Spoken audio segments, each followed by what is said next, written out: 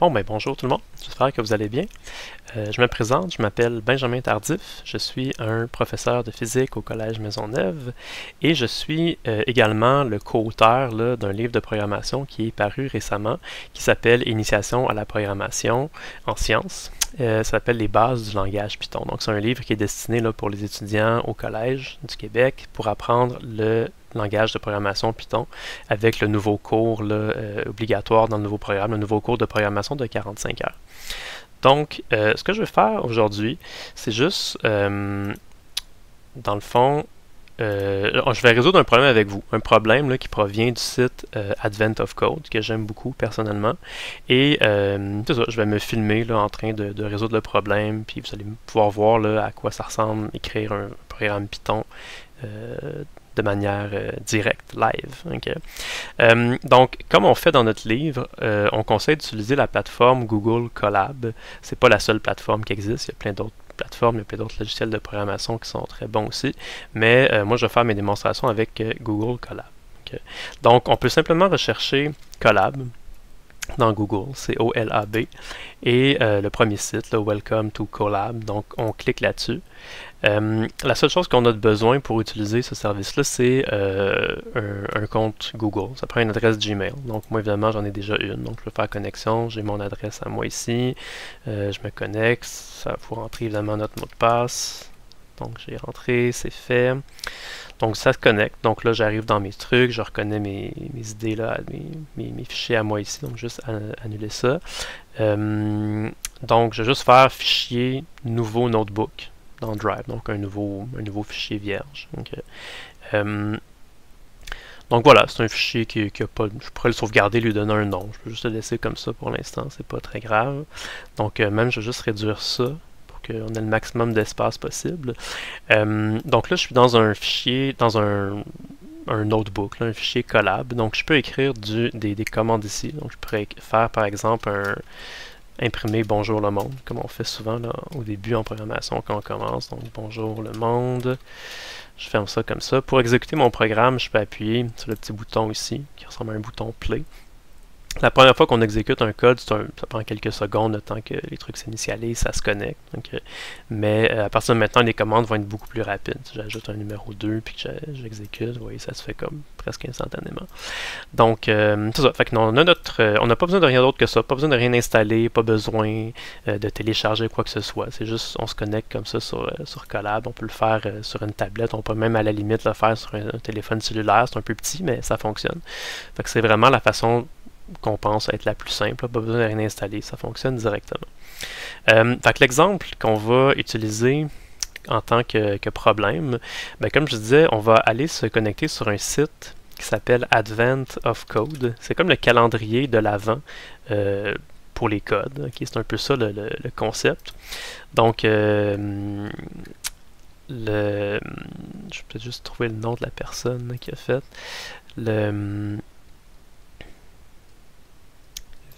Ça. Fait que c'est un monsieur qui s'appelle Eric Wastel.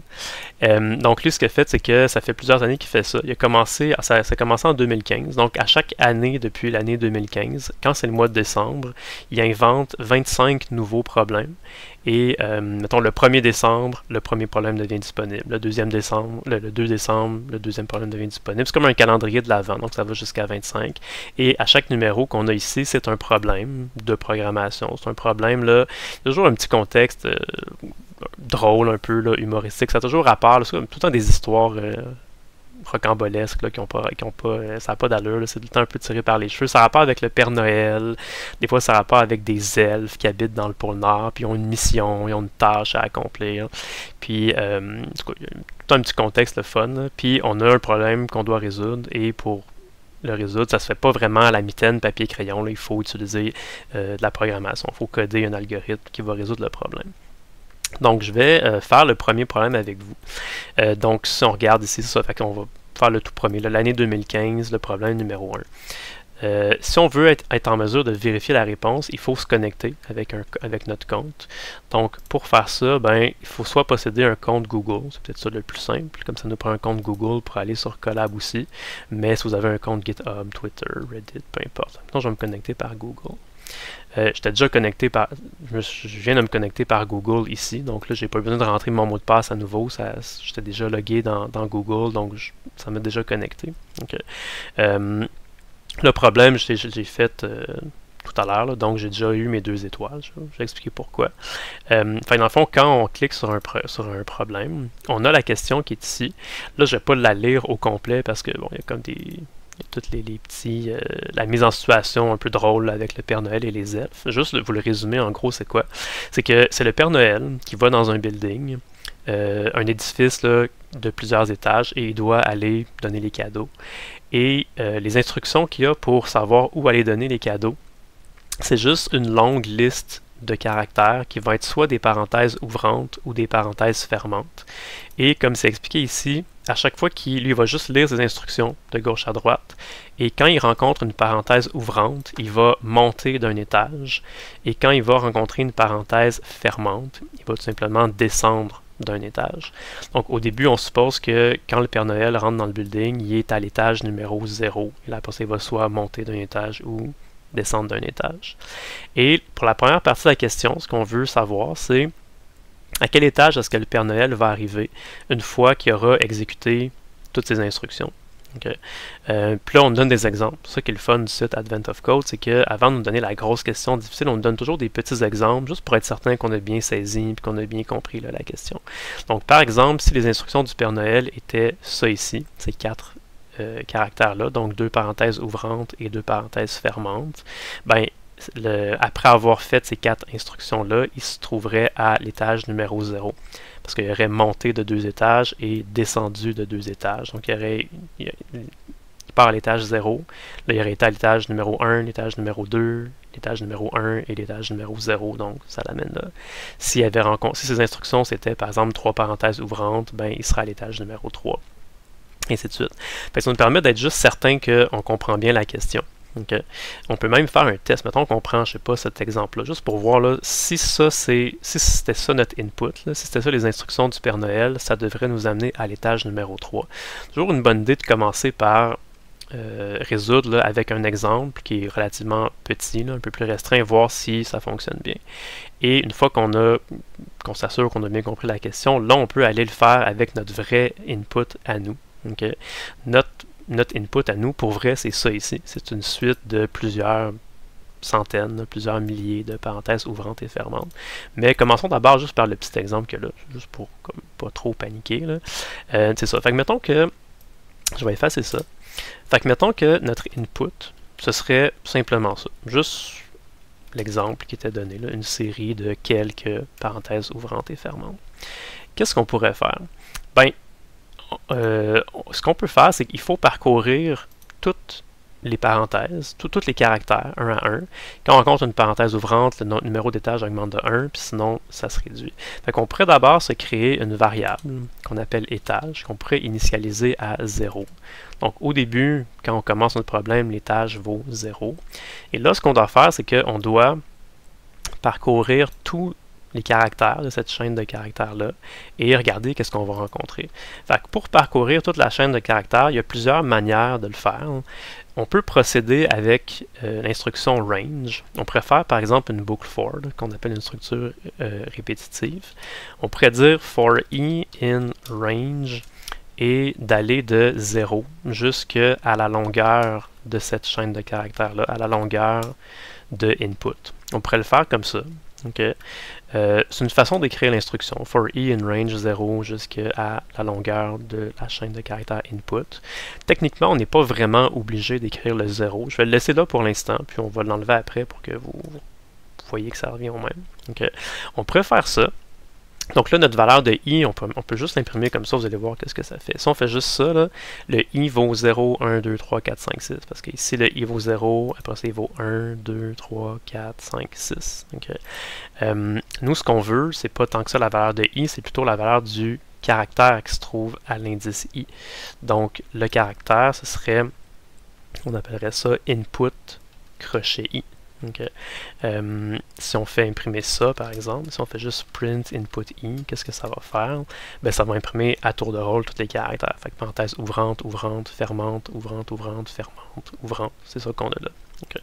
Donc nous, ce qu'on veut regarder, c'est à chaque fois qu'on va rencontrer un caractère comme ça, on va regarder si le caractère, fait que c'est input i, si c'est égal à une parenthèse ouvrante, qu'est-ce qu'on va faire?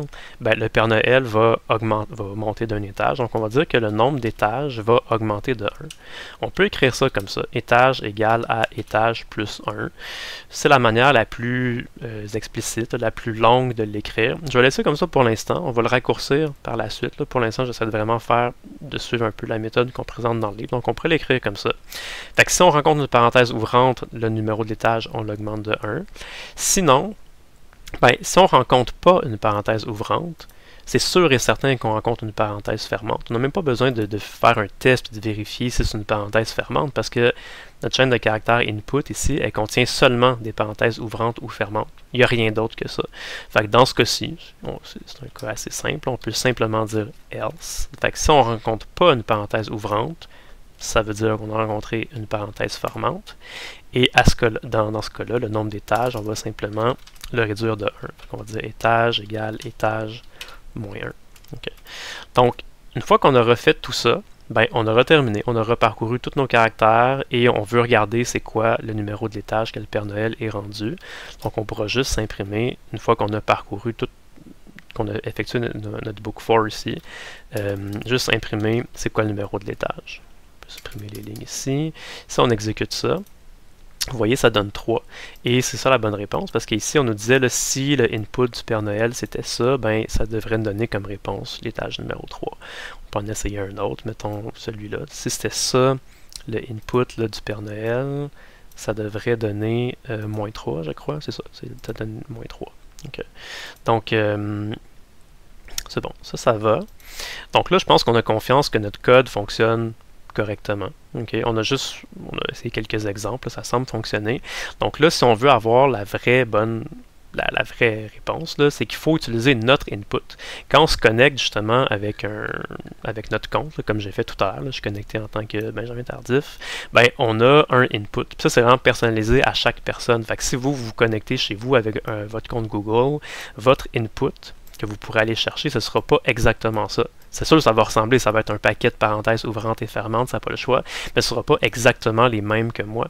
Puis la bonne réponse, vous allez voir, là, nous dans ce cas-ci, je l'ai fait tantôt, la réponse c'est 280, mais la réponse, si vous le faites vous à la maison avec votre compte à vous, ce ne sera pas nécessairement 280, ça va être quelque chose d'autre. Okay.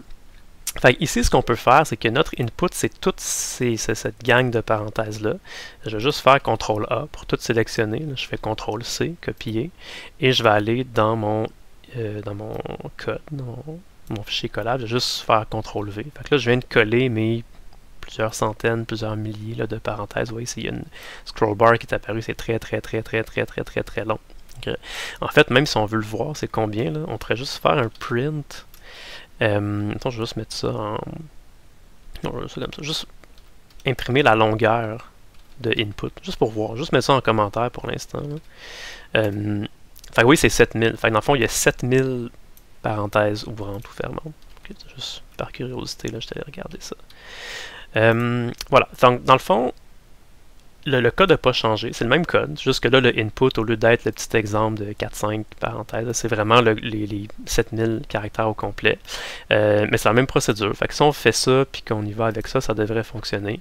Et quand on exécute ça, ben effectivement, ça donne 280, qui est la bonne réponse. Okay, j'avais déjà rentré tantôt la réponse. Normalement, quand on joue, pour la première fois, on n'a pas la réponse. On a un petit... endroit où on peut entrer la réponse, on peut la soumettre et ça nous confirme si on a oui ou non la bonne réponse. Okay. Fait on a eu la bonne réponse, c'est 280, donc notre code fonctionne. Donc, juste peut-être vous faire remarquer certaines choses. La fonction range, par défaut, elle commence à 0. Okay? Fait qu'on n'a même pas vraiment besoin de spécifier que le premier argument est 0, parce que c'est ça qu'on a par défaut. Fait que je pourrais juste enlever ça. Normalement, dans le livre, quand le premier argument c'est 0, on ne l'écrit pas. Okay, donc on écrirait juste ça comme ça. Ce serait une façon de raccourcir un petit peu notre instruction. L'autre chose, c'est qu'il y a des gens qui trouvent que c'est long des fois écrire ça. Là. Dans le livre, on l'écrit comme ça parce que c'est plus explicite, là, étage égale étage plus 1. Mais ce qu'on peut faire, moi je vais avoir tendance à faire ça dans mes prochaines vidéos, c'est qu'il y a ce qui s'appelle l'opérateur d'incrémentation, qui s'appelle plus égale 1. Fait que si on écrit ça comme ça, si on dit étage égale à étage, ben, si on dit étage plus égale 1, c'est exactement la même chose que d'écrire étage égale à étage plus 1. Ça revient exactement au même. Fait que si j'écris ça ici, puis que j'exécute, ben, ça donne 280. Si je mets ça en commentaire, puis qu'à la place, j'exécute ceci, ça donne exactement la même chose. C'est pareil. C'est juste un peu plus court. Là. Quand on écrit ça, étage plus égale 1, ça veut dire l'étage devient sa valeur augmentée de 1. Fait que c'est juste comme un compteur. On augmente la valeur de 1. Okay. Fait que je vais juste supprimer. Ben, je vais le laisser là, peut-être pour l'instant. Puis vous montrer qu'il existe aussi l'équivalent pour soustraire. Donc il y a l'opérateur d'incrémentation, ben, de soustraction, là, moins égal à 1. Donc ça, ce que ça fait, c'est que c'est un peu l'équivalent de ça encore. Fait que ça prend la variable ici et ça lui soustrait 1. Ça lui retire 1 automatiquement. Donc on peut l'écrire comme ça. Fait que vous voyez, ça revient exactement au même. Okay, donc je peux juste peut-être les supprimer. Voilà. Ça donne, ça revient exactement au même. Juste en passant, avant de terminer cette vidéo-là, ici je l'ai faite comme ça, parce que c'était peut-être la façon la plus intuitive là, de le faire, mais il existe des fonctions un peu plus avancées en Python qui auraient pu nous permettre de résoudre le problème beaucoup plus rapidement, en tout cas en écrivant moins d'instructions. Au lieu de faire une book for, dans ce cas-ci, ce qui arrive, c'est que la question est quand même relativement simple. Okay? On sait que notre chaîne de caractères peut contenir uniquement des parenthèses ouvrantes et fermantes. Il n'y a rien d'autre que ça.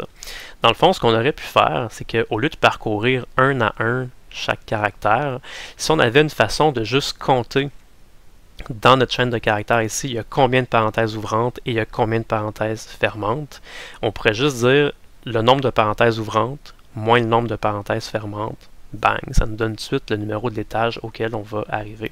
Donc on aurait pu en fait là, tout résoudre le problème en comme une seule instruction. Il y a une instruction qui s'appelle count, qu'on explique là, dans notre livre.